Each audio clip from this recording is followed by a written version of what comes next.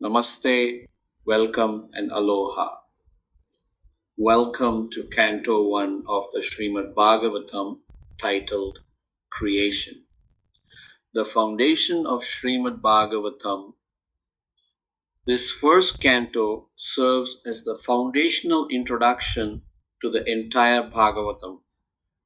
It sets the stage for everything that follows, introducing the key figures, the historical context, and the central themes that will be elaborated upon in the subsequent 11 cantos. Let us explore this magnificent opening to one of humanity's greatest spiritual treasures. Let us now look at the synopsis of Canto 1. Canto 1 begins in the sacred forest of Naimisharanya, where great sages have gathered to perform a 1,000-year sacrifice. These wise souls pose critical questions about the ultimate good for humanity in the degraded age of Kali. These are not abstract philosophical questions. They ask, what is truly beneficial for people whose lives are short and who are easily bewildered? What should we focus on in this age of confusion and quarrel? In response, Suta Goswami begins the narration of the Bhagavatam. Through his words, we learn the most profound truths. The canto establishes Lord Krishna as the Supreme Personality of Godhead, the source of all incarnations. It details the circumstances of his departure from this world, an event that marks the beginning of Kali Yuga, the age we currently live in. We also learn the fascinating history of how the Bhagavatam itself came to be. The great sage Vyasadeva, after compiling all Vedic literature, felt dissatisfied. Something was missing. Under the guidance of his spiritual master, Narada Muni, he composed the Śrīmad-Bhāgavatam, the ripened fruit of all Vedic knowledge. The canto then narrates the events leading to the Bhagavatam's recitation to Maharaja Parikshit, a great king who was cursed to die in 7 days. Faced with imminent death, Parikshit asks the ultimate question: what should a person do who is about to die? Thus, Canto 1 establishes the urgent need for spiritual inquiry and presents the Bhagavatam as the sublime answer. Now let us look at the key themes. The primary themes of Canto 1 weave together to form a complete spiritual vision. First, we encounter the paramount importance of spiritual inquiry. The sages don't ask about wealth, power, or pleasure. They ask about the ultimate good, the highest welfare for all beings. Second, the canto establishes the supremacy of devotional service Bhakti Yoga. This is not one path among many, but the essence of all spiritual practices. Third, we learn the position of Krishna as the source of all avatars. All incarnations of God emanate from him. He is the original Supreme Personality of Godhead. Fourth, the canto presents the historical and spiritual significance of the Mahabharata war and the events surrounding it. Fifth, we witness the departure of Lord Krishna from this world and the advent of the age of Kali, the age we now live in. And finally, the canto emphasizes the critical importance of hearing the Śrīmad-Bhāgavatam as the means for liberation in this age. Now let us look at modern scientific parallel. The quest of the sages in Naimisharanya has a fascinating parallel in modern science.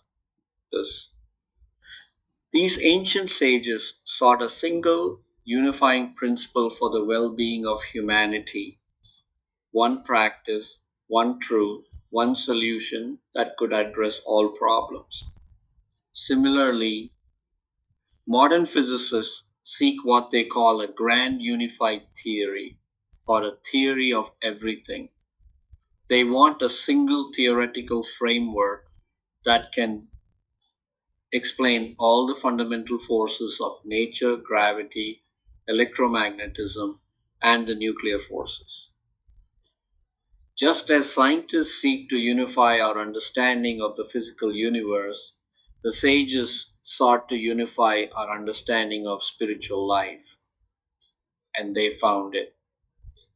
The Bhagavatam presents Bhakti Yoga, the science of devotion, as this unifying principle.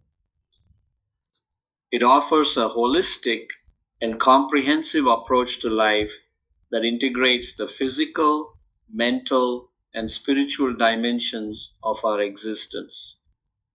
It's not religion versus science, it's complete science, a science that includes consciousness, purpose, and love. Now let us look at some practical application. Canto 1 is not just philosophy. It provides a practical roadmap for navigating the challenges of modern life. First, it encourages us to prioritize our spiritual well-being.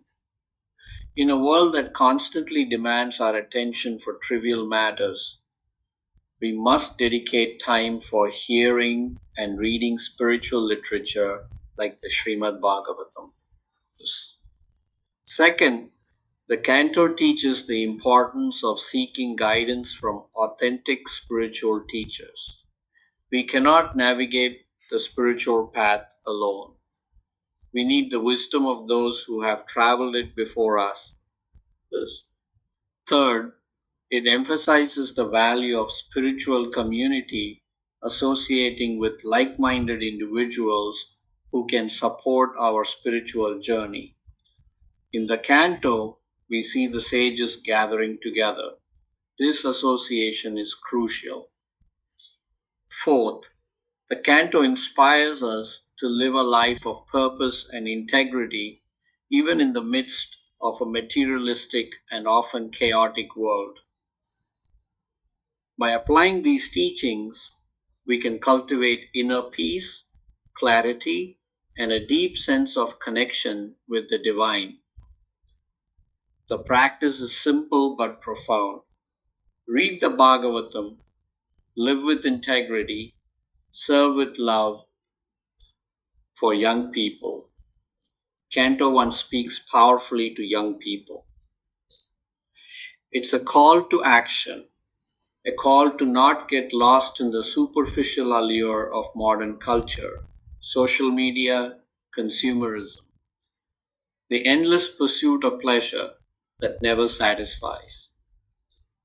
The Canto encourages you to ask the big questions. Who am I? What is my purpose? What truly matters? These are not questions to postpone until old age.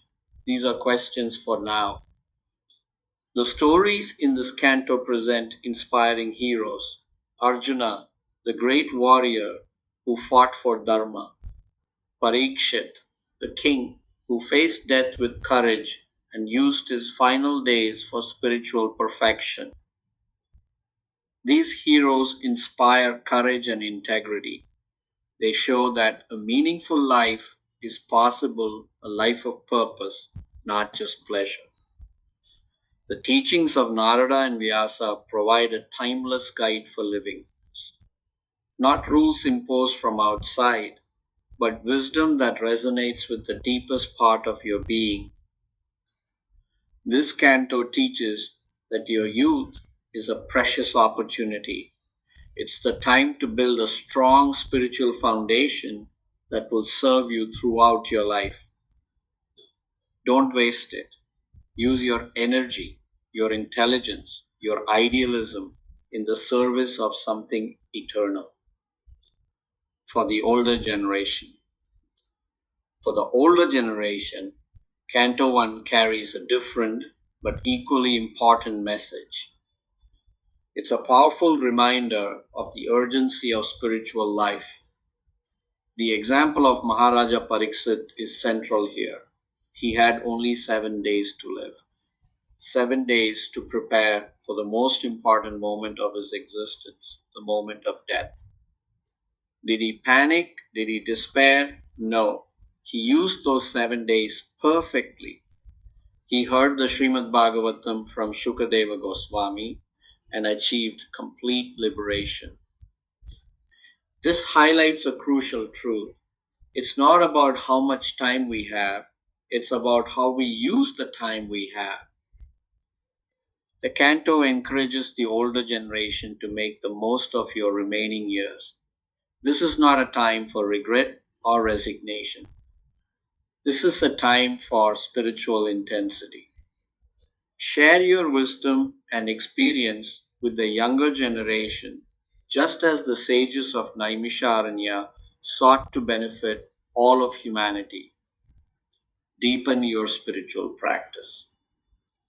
The canto offers this assurance: it's never too late. The door to spiritual perfection is always open.